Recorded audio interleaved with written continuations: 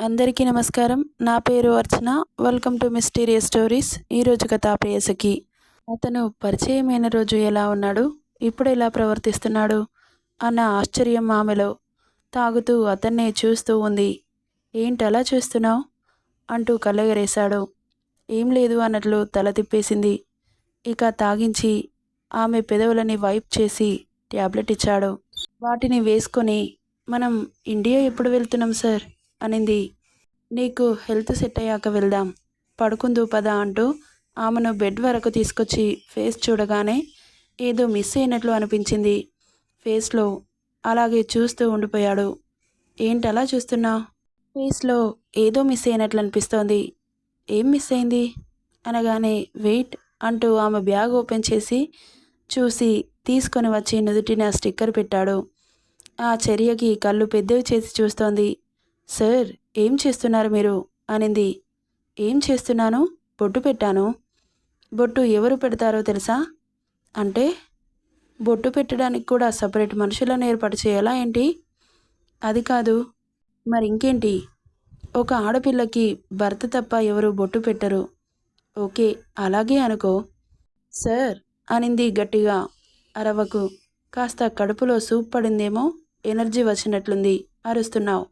గమ్మున పడుకో, ఆలోచించి బుర్రపాడు చేసుకోకు అని చెప్పి మెల్లగా పడుకోబెడతాడు. ఇక మాట్లాడలేదు ఆరు.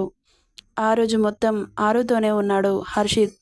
ఫీవర్ ట్యాబ్లెట్ వేసినప్పుడు తగ్గుతుంది, తర్వాత ఎక్కువ అవుతోంది. ఆ రోజు నైట్ కూడా సరిగా నిద్ర లేదు తనకి. నెక్స్ట్ డే మార్నింగ్ నైట్ నిద్ర లేకపోవడంతో మెలకువ రాలేదు హర్షిత్కి. ఆరుకి ఫీవర్ తగ్గి మెల్లగా లేచి కూర్చుంది. కాస్త రిలాక్స్ అనిపించింది.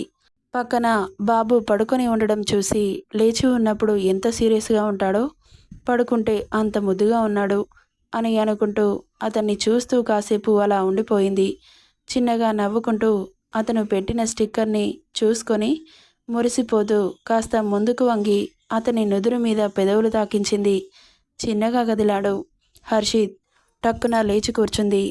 అమ్మో, చూశాడంటే ఇక నన్ను వదలడు. లైఫ్ లాంగ్ అతని దగ్గరే పెళ్ళి కాకుండా ఉండిపోవాల్సి వస్తుంది.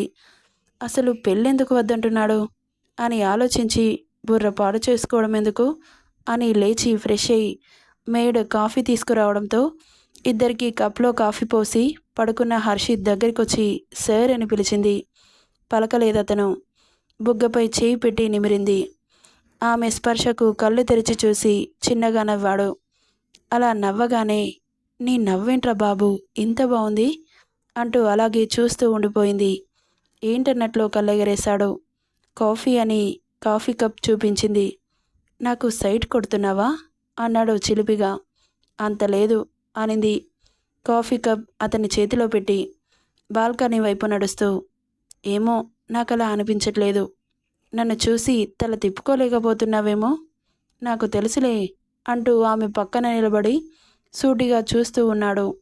బాబోయ్, వీడికి మైండ్ రీడింగ్ కూడా తెలుసా అనుకుంటూ కాఫీ చల్లారిపోతుంది సార్, తాగండి అనింది. కాఫీ తాగుతూ నైట్ జరిగినవి గుర్తు చేసుకున్నాడు. ఆరుకి ఏదో గుర్తొచ్చిన దానిలా. అవును, నేను ఇంటికి ఎలా వచ్చాను సార్? తీసుకొస్తే వచ్చావు కానీ ఎందుకంతలా ఎమోషనల్ అయ్యావు? ఏమైంది అన్నాడు. అమ్మ గుర్తొచ్చింది, అందుకే అంత ఎమోషనల్ అయ్యాను అనగానే ఆమె చెయ్యి పట్టుకొని, అయితే ఇప్పుడు చెప్పు, నేను మీ అమ్మలా చూసుకుంటాను, will you be with me అన్నాడు ఆమె కళ్ళల్లోకి సూటిగా చూస్తూ. అతని చూపులో ఏదో మాయ ఉంది. సరే అని అనాలనిపిస్తోంది. ఇంకొక సెకండ్ ఇలాగే పట్టుకుంటే అతడికి ఎక్కడ ఓకే చెప్పాల్సి వస్తుందోనని టక్కున చెయ్యి వెనక్కి తీసుకొని అక్కడి నుండి వెళ్ళిపోయింది. ఆమె అలా తీసుకోగానే రాడ్ మీద బలంగా పంచ్ పడింది. సౌండ్కి తల తిప్పి వెనక్కి చూసింది. ఆరు. బాబు కోపంతో చేతి పిడికిలి బిగిసింది. కోపం వచ్చిందని అర్థమైంది కానీ నేను ఓకే చెబితే లైఫ్ లాంగ్ అతని ఉంపిడిగత్తగా ఉండిపోవాల్సి వస్తుంది. అయినా అంత పెద్ద బిజినెస్ మ్యాన్ని పెళ్లి చేసుకుంటే లోకం ఊరుకుంటుందా? నేను నేలని, అతను ఆకాశం, ఆకాశానికి నిచ్చెన వేసినట్లవుతుంది అతనితో ఉండడం. అయినా భూమి ఆకాశం ఎప్పుడూ కలవు, నేను అతను కూడా ఎప్పుడూ కలవము. అతను ఇంతింత ఆశలు పెంచుకుంటున్నాడు.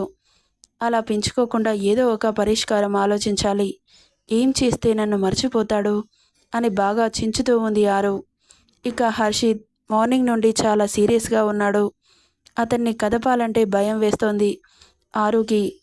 ఈవినింగ్ 4 అవుతోంది అనగా ఫ్రెష్ అవ్వు, బయటకెళ్దామని చెప్పి వాష్రూమ్ వెళ్ళాడు. ఎందుకు అని ఆలోచించుకుంటూ ఫ్రెష్ అయి వచ్చింది. ఇక ఇద్దరు రెడీ అయి కింద కార్ రెడీగా ఉండడంతో బయలుదేరారు. ఎక్కడికి అని అడగాలంటే బాబు సీరియస్ మోడ్లో ఉండడం చూసి కదపాలని అనిపించలేదు. మిర్రర్లో అతని ఫేస్ చూస్తుంటే కోపంతో ఎర్రగా మారిపోయింది. కాసేపటికి కారు ఆగింది. తలదిప్పి చుట్టూ చూసింది. పెద్ద షాపింగ్ మాల్ కనబడింది. కార్ దిగి అతని మానాన అతను వెళ్ళిపోతున్నాడు. ఇక అతన్ని చేరుకోవాలని ఫాస్ట్గా నడుస్తూ వెళ్ళింది ఆరు. లోపలికి వెళ్ళిన పాప కళ్ళు పెద్దవయ్యాయి. చాలా పెద్దగా కలర్ఫుల్గా ఉంది షాపింగ్ మాల్. ఆమె లైఫ్లో ఎప్పుడు చూడలేదు అంత పెద్ద షాపింగ్ మాల్. కాస్ట్ మాత్రం ఒక్కోటి $1000 కంటే తక్కువగా లేవు. కొన్ని థింగ్స్ తీసుకొని బిల్ చేయించాడు. ఏం తీసుకున్నారు సార్ అంటూ ఓపెన్ చేస్తుండగా షార్ప్గా చూశాడు. అయినా నాకెందుకులే అని తల పక్కకు తిప్పేసింది. స్పెషల్ డిష్ ఆర్డర్ చేశాడు. వెరైటీగా ఉన్న డిషెస్ని చూసి మొహం వేలాడేసింది. నువ్వు అనుకునేంత చెండాలంగా అయితే ఉండవు, బాగానే ఉంటాయి అన్నాడు ఆమె ఫేస్ని చూసి. మెల్లగా తినడం స్టార్ట్ చేశారు. తినడం పూర్తయింది. హర్షిత్ ఆమె చేతిని టక్కున పట్టుకొని రింగ్ ఫింగర్కి రింగ్ తొడిగేశాడు. ఆ చర్యకి షాకింగ్గా చూస్తూ ఉంది. డైమండ్ రింగ్ స్టైల్గా చిన్ని చిన్ని పింక్ కలర్ స్టోన్స్తో లవ్ సింబల్లో HA అని ఉంది. దాన్ని చూసిన ఆరు కంగారుగా నాకొద్దు సార్ అంటూ తీస్తుండగా, తీసావనుకో నేననుకున్నది ఇక్కడే స్టార్ట్ అవుతుంది అనగానే ఇక సైలెంట్ అయిపోయింది. నేను లేనప్పుడు కూడా ఆ రింగ్ని తీసావనుకో నాలోని బీస్ట్ని చూస్తావు. సార్ ఎందుకు ఇలా చేస్తున్నారు? షడాప్, జస్ట్ షడాప్ అన్నాడు అసహనంగా. ఇక అక్కడి నుండి ఎయిర్పోర్ట్కి బయలుదేరారు. ఇండియాకి రిటర్న్ అయ్యారు. ఇద్దరు ఫ్లైట్లో ఉన్నంతసేపు ఒకరితో ఒకరు మాట్లాడుకోలేదు. హర్షిత్ కూడా వర్క్ బిజీలో పడ్డాడు. అతన్ని కదపలేదు ఆరు. ముంబై ఎయిర్పోర్టులో ల్యాండ్ అయింది ఫ్లైట్. బాగా అలసిపోవడంతో ఆఫీస్కి వెళ్ళలేదు. డైరెక్ట్గా ఇంటికి తిప్పాడు కార్ని.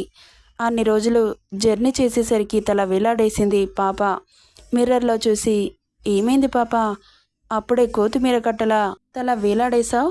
అన్ని రోజులు అంత జర్నీ చేస్తే వేలాడయ్యాక ఇంకెలా ఉంటాను సార్ అనింది సీట్లో వెనక్కు వాలి. ఆమెను చూసి చిన్నగా నవ్వుతూ ఇల్లు రావడంతో కారు పోర్టికోలో ఒక పార్క్ చేసి లోపలికి వెళ్తుంటే, తమరేంటి కారు దిగరా? నేను మా ఇంటికి వెళ్ళిపోతాను సార్ అనగానే అప్పటి వరకు కూల్గా ఉన్న బాబు ఆమె మాటలకు యాంగర్ లిమిట్స్ క్రాస్ అవుతున్నాయి. వస్తున్న కోపాన్ని అణుచుకుంటూ నోరు మూసుకొని ఇంట్లోకి రా, ఎక్కువ మాట్లాడి ఇందాకటిలా టెంపర్ లేచేలా చేశావనుకో నాలోని రాక్షసుని చూస్తావు అని చెప్పి విసురుగా వెళ్ళిపోయాడు.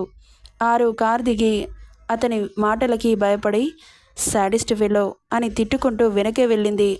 బామ్మ శ్రీనివాస్ మేడ్స్తో హాల్లో ముచ్చట్లు పెడుతూ కనిపించారు. హర్షిత్ని చూసి వచ్చేసారా బాబు అంటూ దగ్గరికి వచ్చింది. వచ్చేసాం బామ్మ.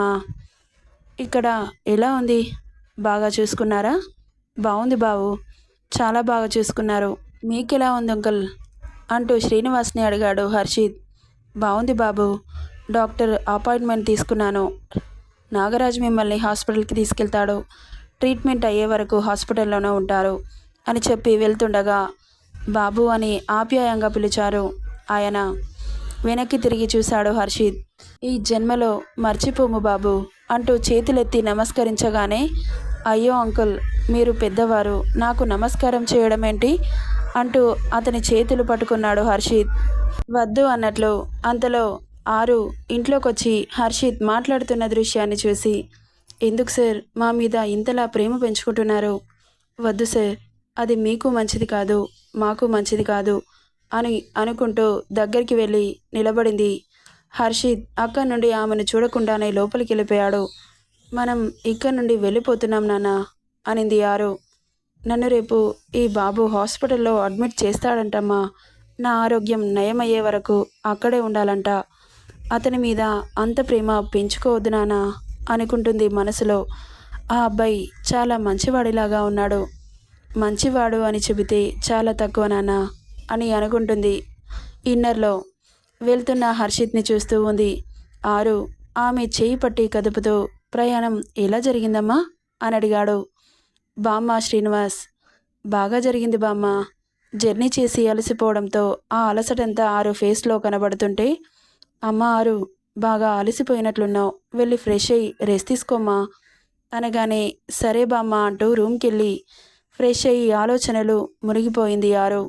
సార్ నుండి ఎలా తప్పించుకోవాలో అర్థం కావట్లేదు. ఆఫీస్ నుండి ఇంటికి వచ్చిన ఆరుష్, ఎప్పుడొచ్చారు బావా అంటూ హర్షిత్ రూమ్కి వెళ్ళాడు. 1 అవర్ అవుతుందిరా. జర్నీ ఎలా జరిగింది అని కళ్ళెగరేశాడు. ఎలా జరుగుతుంది, బాగానే జరిగింది అన్నాడు నార్మల్గా. అంటే అని ఏదో అనబోతుండగా, నువ్వు అనుకున్నదేం జరగలేదులే అనగానే, చీచి నేనేమనుకున్నాను, అక్కడ కూడా ఏం జరగలేదు, కనీసం నీ ప్రేమనేనా అని ఏదో అంటుండగా షార్పుగా ఓ చూపు చూశాడు. సరే కానీ ఆఫీస్ ఎలా ఉంది? ఆఫీస్కి ఏంటి బావా, చాలా బాగుంది. తమరు లేకపోయినా ఉన్నంత ఫీల్ అవుతూ వర్క్ చేసేస్తారు ఎంప్లాయీస్. కానీ ఒక ఎంప్లాయీ మాత్రం రిజైన్ చేసి వెళ్ళిపోయింది. ఎందుకో ఆమెకి హెల్త్ ఇష్యూ వచ్చి రిజైన్ చేసింది. ఆ ప్లేస్లో వేరే వాళ్ళని ఇంటర్వ్యూ చేశాను. నాకు నచ్చలేదు బావా. నీకు నచ్చలేదా, వాళ్ళ ఆన్సర్స్ నచ్చలేదా అన్నాడు ఊరగా చూస్తూ. అదేంటి బావా అంత మాట అనేసావు, వాళ్ళ ఆన్సర్సే నచ్చలేదు. సరే కానీ వెళ్ళిన పని ఏమైంది? ప్రాజెక్టు మనకే వచ్చింది. హో, కంగ్రాట్స్ బావా. మన ఆఫీస్ ఎంప్లాయీస్ అందరికీ పార్టీ అరేంజ్ చేయనా అనగానే, ఈ మంత్ లాస్ట్ వీక్లో కంపెనీ యానివర్సరీ కూడా ఉంది, అప్పుడు ఒకేసారి గ్రాండ్గా చేద్దాం అనగానే, ఓకే బావా. సరే, జర్నీ చేసి అలసిపోయినట్లున్నావు, కాస్త రెస్ట్ తీసుకో అని చెప్పి వెళ్ళిపోయాడు ఆరుష్. ఆఫ్టర్ 1 అవర్ ఆరు మొబైల్ వైబ్రేట్ అవుతోంది. ఆ సౌండ్కి ఆలోచనలో నుండి బయటకు వచ్చి మొబైల్ చేతిలోకి తీసుకొని చూడగానే, కమ్ అవుట్ సైడ్ అన్న మెసేజ్ చూసి కళ్ళు చిన్నవి చేసి చూస్తూ, ఇప్పుడెందుకు అనుకుంటూ ఉంది మనసులో. 2 మినిట్స్లో టెర్రస్ పైనకి రావాలి అన్న మరో మెసేజ్ చూసి, అబ్బా చంపుతున్నాడు అని గునుక్కుంటూ బామ్మ నాన్న పడుకోవడంతో తను చెప్పినట్లే టెర్రస్ మీదకెళ్ళింది ఆరు. అక్కడ ఎవరూ లేరు, చీకటిగా ఉంది. చుట్టూ చూస్తూ ఉంది. రమ్మని చెప్పి ఎక్కడికి వెళ్ళిపోయాడు అనుకుంటూ ఉండగా 2 బలమైన చేతులు ఆమె నడుముని చుట్టేశాయి.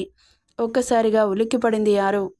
నేనే గాని, టెన్షన్ పడకు అన్నాడు ఆమె చెవి దగ్గరికి వచ్చి. వదలండి అంటూ గింజుకుంటూ ఉంది. కాసేపు ఇలా ఉండవే, బావుంది అన్నాడు వెనక సముద్రపు అలలను చూస్తూ. వెదర్ చాలా టెంప్టింగ్గా ఉంది కదా అన్నాడు హస్కీగా. అతని మాటల మాయాజాలం పనిచేస్తున్నట్లు అనింది. ఆ మాటకి చిన్నగా నవ్వుకుంటూ, నువ్వు ఇలాగే నాతో ఉంటే నీ కష్టాన్ని కాంపౌండ్ వాల్ దాటకుండా చేస్తాను. వద్దు సార్, మీకు నాకు ఆకాశానికి భూమికి ఉన్నంత తేడా ఉంది. మీరెక్కడ, నేనెక్కడ సార్. మీకు తగ్గ అమ్మాయిని చూసుకొని తనతో ఉండండి. నాకంటే అందమైన అమ్మాయిలు ఈ భూప్రపంచంలో చాలామంది ఉన్నారుగా. నేనేమంత పెద్ద అందగత్తెను కూడా కాదు. మీరు చాలా హ్యాండ్సమ్గా ఉంటారు. పుత్తడి బొమ్మ లాంటి అమ్మాయి దొరుకుతుంది మీకు అంటున్న ఆరు మాటలకి సర్రున పెరిగింది బీపీ.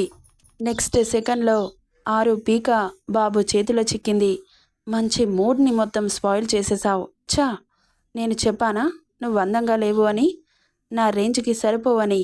ఇంకొకసారి ఇలాంటి వర్డ్స్ నా దగ్గర మాట్లాడితే ఈ పీక అలాగే పిసికేస్తా అని విసురుగా వదిలి ఊపిరి ఎక్కువగా పీల్చుకుంటున్న ఆరుని చూసి ఆమె తల నిమురుతూ గట్టిగా హత్తుకొని నుదుటిపై ముద్దు పెట్టి, నీ ప్లేస్ ఎవరికి ఇవ్వను, ఇవ్వలేను.